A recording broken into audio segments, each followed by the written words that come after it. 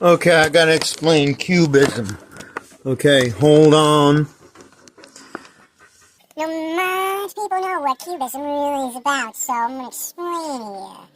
First, I'm gonna shut off this really good music because I want to invade the copyright syndrome. So now, when you're done looking at me, here, let me show you. Let's Talk about Cubism now. Okay, now Cubism exists, okay, because simply, okay, like I'm going to focus on someone, I'm going to focus on their eye, right? So then, okay, the Cubism, I'm focusing on their eye, okay, wait, then I see a voluptuous set of... Okay, so now I'm focusing on that. Hey! Okay, but then guess what? Okay, boom. Okay, you understand what I'm trying to say? It's not a shoe, it's an odd shape. Okay, wait a second. I don't like her name. Did you get a varicose? Oh, no, the varicose is infected because I saw it. Okay, so the whole idea of Cubism exists with the fact, okay, that your mind focuses in different areas at different times on different things. And there's a relative process or not. And that allows the compensation of different environments to be processed in a way that combines them within each other. So this way, what you have is the idea that you're boxing and filing all the different perspectives of life and in your mind at the same time. So the whole process of Cubism is really a wonderful thing. You know, and like, you know, Picasso's most famous painting about Cubism, and the one that he did that really defines Cubism in that sense, has a lot of the same mannerisms, you know, of which I just spoke, and that's why I chose to do it, you know, this way.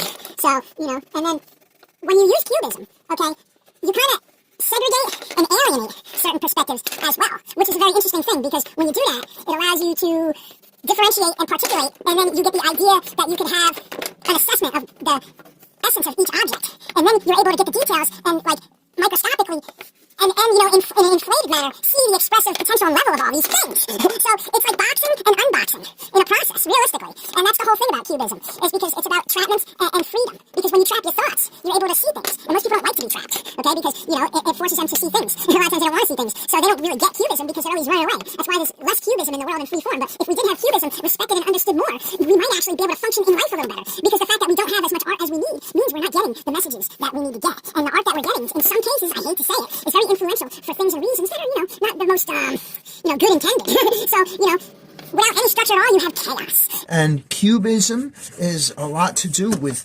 dismissing chaos and reestablishing chaos, as in to have way by having no way, or to be like water. So there, that's kind of Cubism explained for you. And, you know, we can go, if we want to, and we can leave this drawn behind. But if you don't get it, then it's not my problem. Adjust your mind. It's a D for my, you know, a D. What's up?